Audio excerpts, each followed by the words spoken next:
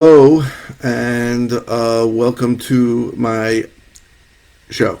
Now, the question is, can you wholesale a short sale, right? So I guess this is flipping and wholesale. I'm doing multiple YouTube channels. So I think this is flipping and wholesaling in New York, where my name is Michael Pinter. I teach you how to start flipping and wholesaling houses in New York, or if you're already doing it, to grow your business. Question, how can you wholesale a short sale? So first of all, I am not an attorney. I am not offering legal advice. That's number one.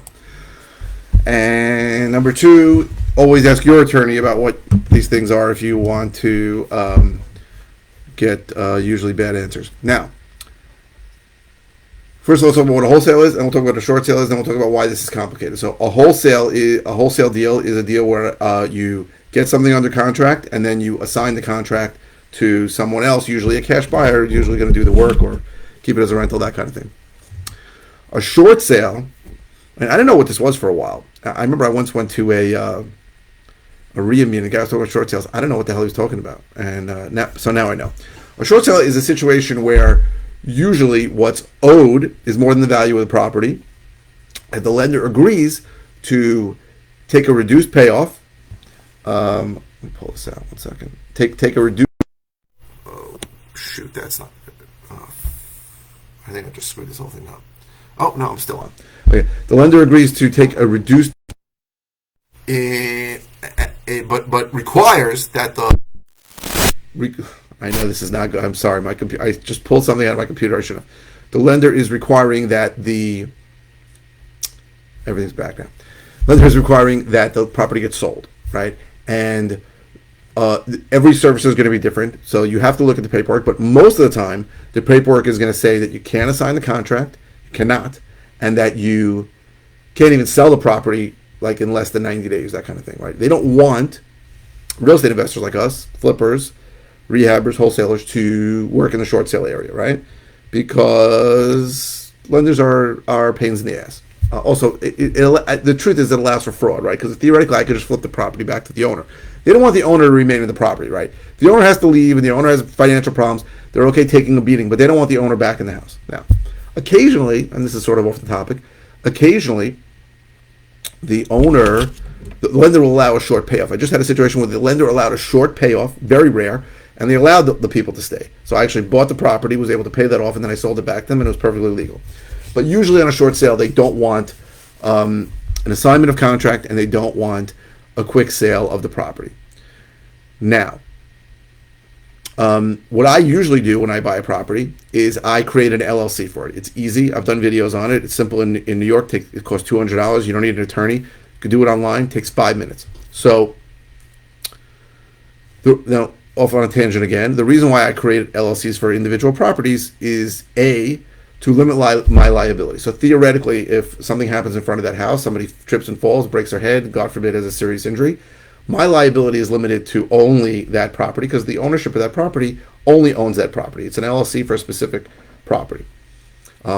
Also, what I found is if sometimes things get crazy into litigation, so I had a situation where I evicted someone, they sued, it was a whole stupid thing.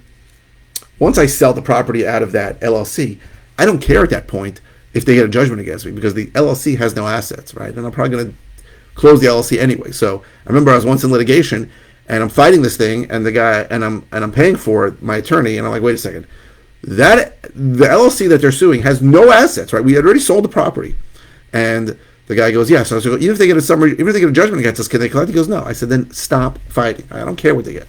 So holding LLCs in individual properties in single property LLCs, I think is a good idea.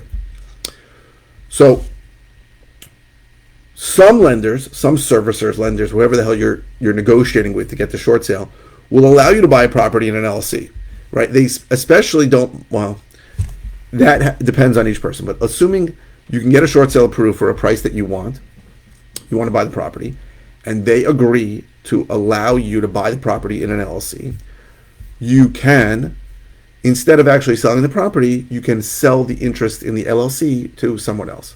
That is the way you can possibly wholesale a short sale, right? So there's two main obstacles to this. Number one is the lender has to agree to allow you to put it in an LLC, and it has to be a brand new LLC. Sometimes they're going to want to see proof of funds in that LLC, so you may have to create a bank account in the LLC and put money into it. Another obstacle, which is big, is that the cash buyer you're selling it to, both he and his attorney have to understand what you're doing. Now, most sophisticated people in New York, I found, understand this process of buying the interest in LLC with no problem. Some people don't, right? And if you have a newbie investor, or you have an investor who has a jerk attorney, or an attorney who's not sophisticated, right? I've had investors who literally use their personal injury attorney to do their real estate work, which is usually a problem. And you say, hey, I'm selling interest in LLC. They may have an objection to it. So these are the stupid objections I've gotten to it. How do I know that LLC doesn't have any problems? Now, understand, usually this is a brand new LLC. The name of the LLC is the address. So the idea that somehow there's going to be some pending litigation that's going to haunt this guy, to me, is just a stupid thought. Now, this is the general problem with asking attorneys business questions, right? An attorney's job is to protect you legally. So if you ask an attorney, I need to go across the street, try to cross the street, the attorney's going to say, well, you may get hit by a car, right? He has to sort of cover his ass. So I wouldn't do it. And that's the kind of stupidity you hear from idiot attorneys all the time. I just had a situation where I had a buyer who really wanted a wholesale deal I had. I mean, he was begging me for it. He was crying for it. And I really wanted to sell it to him. But the way I work is I prepare an assignment.